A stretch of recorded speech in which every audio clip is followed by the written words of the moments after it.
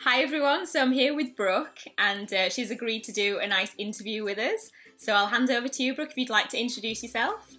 Hi, I'm Brooke Glaser, and I make art that is sweet, cute, feminine, and with just like a touch of sophistication. So something that works really great for children, but something that probably also appeals to mom or aunt or a lot of adult women as well. So yeah, I come from a background. I've worked in-house as an in-house designer with a fabric company, and I've done a lot of teaching. I've worked for museums, for schools, painting studios, and I also travel a lot. So that's me. Fab. Do you think that working in-house has helped you make the transition into going solo? Yes, I think that probably the best thing about working in-house is that it really made me exercise my design muscles, because maybe as a designer personally, I like to really take my time and really make things just like flow really nicely. But when you're working in a job, you need to get things done. You need to produce a lot. And so like it really helped me to just like churn things out, which in turn has helped me produce work faster and be more efficient at what I do and be just more exact in what I want to do. Yeah, you've got to be on it and you've got to make decisions quickly. You know, when you're working for yourself, you're kind of like, oh, I like this colorway, maybe this colorway, maybe I'll try this, maybe I'll try that.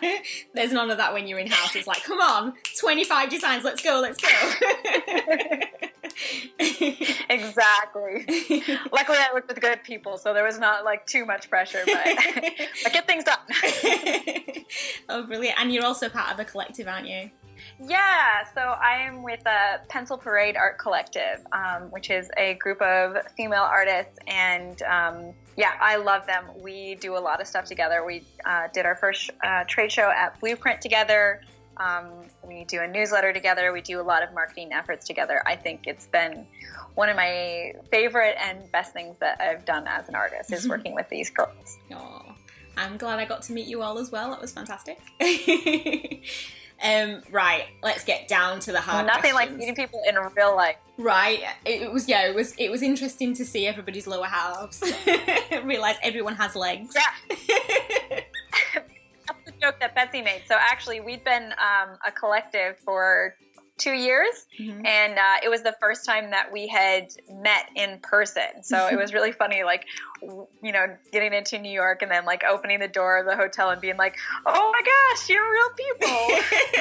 You're not figments of my imagination. Okay, so if you could meet your younger self, like say 10 years younger, do you have any advice that you wish somebody had given you or you'd like to give yourself? Yeah, I think for me, I would tell myself like, hey, go for the things that you really like, and don't worry if other people think it's a silly idea, because they probably don't think about it at all, actually. I think I spent a lot of time going for things that I thought would make me money as an artist, and kind of going down a graphic design path or trying to do web design, rather than trying to figure out how to have a career as an illustrator. And that's really what I wanted all along. And I think I wouldn't say I wasted a lot of time, but I kind of told myself like that, oh, that's not like a real thing. That you couldn't really make money doing that. And obviously that's not true. Yeah, it's funny that actually I had the same kind of feeling like doing art. I used to love doing art, and it's almost that voice that's always saying, oh, that's not like a real career, like, you know. So you find all these other ways to have like a serious art career. Yeah, and I think that that was sort of like my idea of like, oh, people are going to scoff at me, or people aren't going to take me seriously if I say, oh, I'm an illustrator. And for a while I really felt that way. And it's just like, people don't care. People don't think about that. People are more interested in like, oh, you're an artist. That's interesting. You know, you don't meet loads and loads and loads of artists all the time. So, do you know what it is that that like made you think about it differently? I think just getting more involved in like the illustration and art world, and just kind of seeing like, hey, oh, these people are doing this successfully, and that person's also doing it successfully, and that person is also like very serious about, and just kind of like getting more involved in the how-to rather than like this like faraway idea of like, oh, this is something that could happen. Like getting into like the nitty-gritty of it, that's what really started to change my mind. Okay. So do you ever still find yourself in a design rut, or just kind of stuck for ideas? And if you do, how do you get out of that? I think it's actually kind of a natural process. I think almost not all of my pieces, some pieces just like flow out of me, but a lot of pieces, sometimes I'm like, I don't want to do this, or this isn't working, or this sucks, or whatever. And it's just kind of like part of this cycle.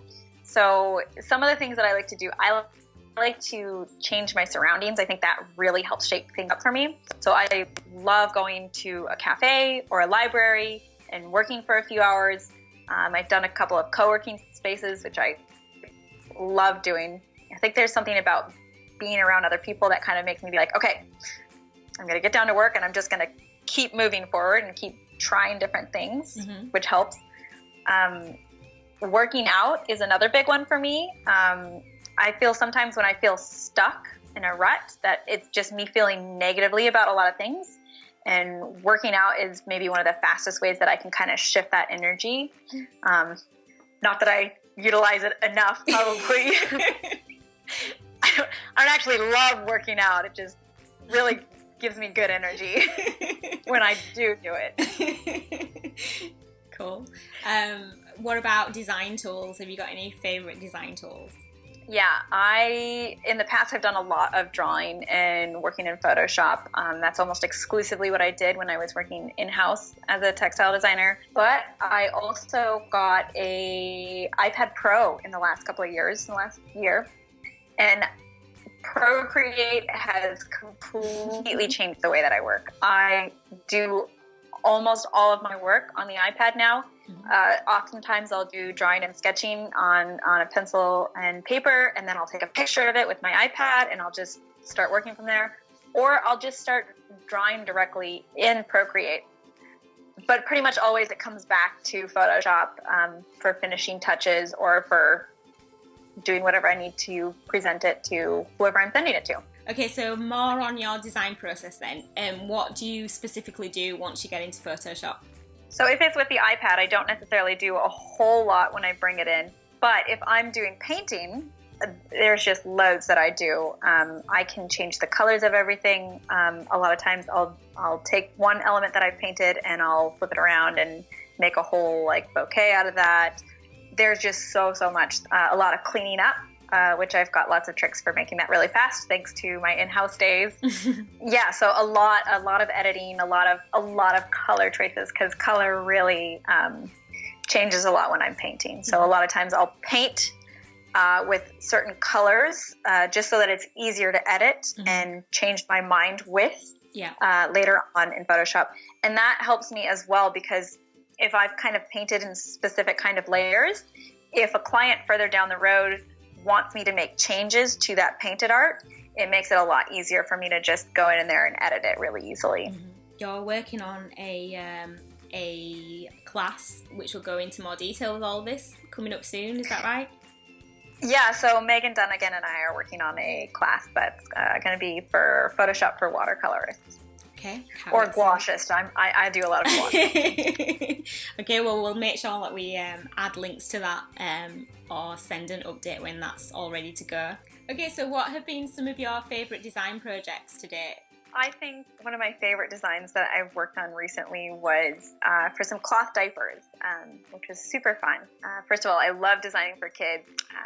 Just the motifs are really fun, and yeah, who doesn't like designing like cute little animals and stuff like that? But also I really was excited about that because it was something that I feel like really helps the environment. So, you know, if you're using cloth diapers, you're not making as much waste. And I mean, everybody needs diapers if you have a baby.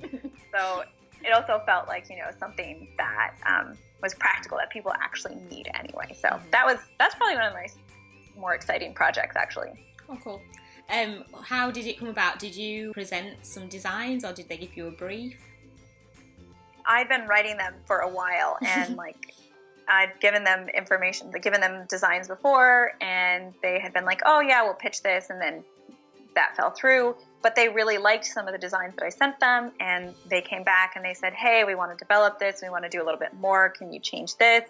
Can you put this design that you do have into a repeat? And then they've asked for just like future themes down the road. So I'm going to be working with them in the future. So I'm kind of like doing new designs based on what they want. Persistence paid off then.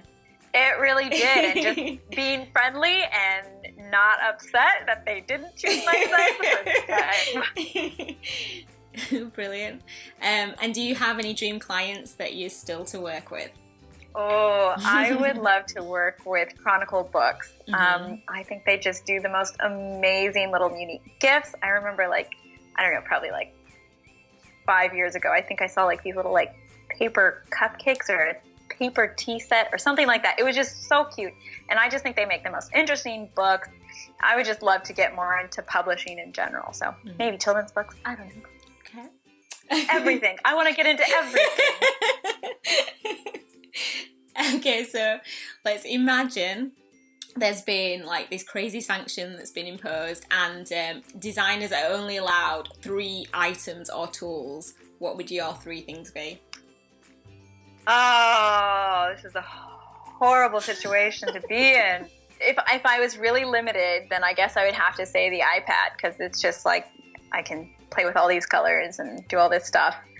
And then pencil and paper. I love actually drawing things. So as much as I love my iPad, I still need like that physical, like making things.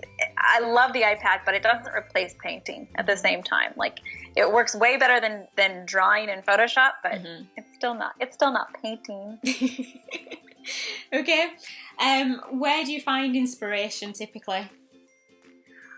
Oh, there is like no typical. But I get a lot of inspiration from traveling, exploring my city, and trying new experiences.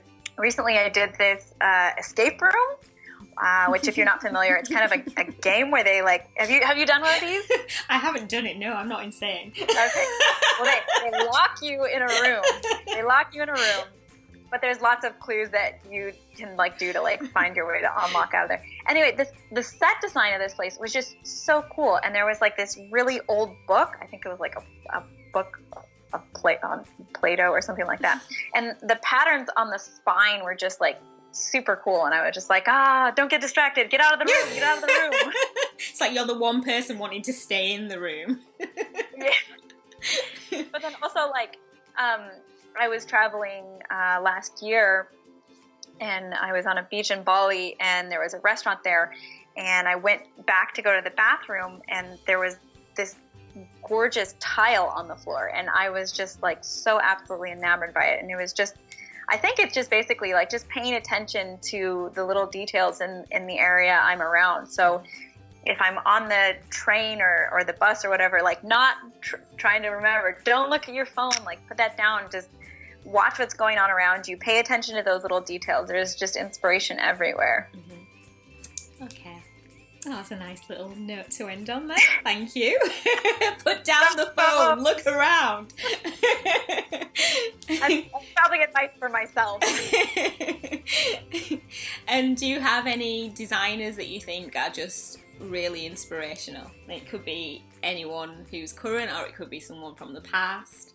I mean, this is not really like an illustrator or designer per se, but I love the art of Joseph Cornell.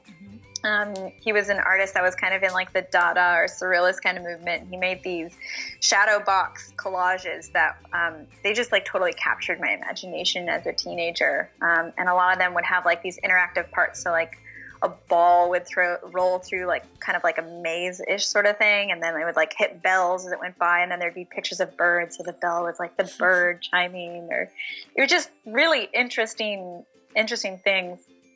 This artist named Edward Hopper, which I'm sure a lot of people know, I think it was Nighthawk is a painting, the restaurant. Anyway, the real reason that I've always been enthralled by him was that as a teen, I was told a story, and I don't know if it's actually true or not, that he and his wife used to work for like a certain period of time, like I don't know if it was like 6 months or 9 months or whatever, and then they would just take time off and they would just paint for like 3 or 6 months at a stretch. And I just found that was so fascinating, that there is just like these other ways that you can live. You don't have to do like this 9-to-5 job and you always have to be grinding away, that there are other ways that you can live, especially as an artist, because I have always wanted to be an artist of some kind. So okay, so I'm going to add all of the links for people to find you, which you could just quickly tell us where people can follow you on Instagram. Yeah, so I'm Paper Playgrounds on Instagram. A lot of people spell my name wrong, so it's a little bit easier. So it's Paper Playgrounds with an S. But if you're looking for me, my website is brookeglaser.com, and Brooke is spelled with an E, and Glaser is spelled laser with a G.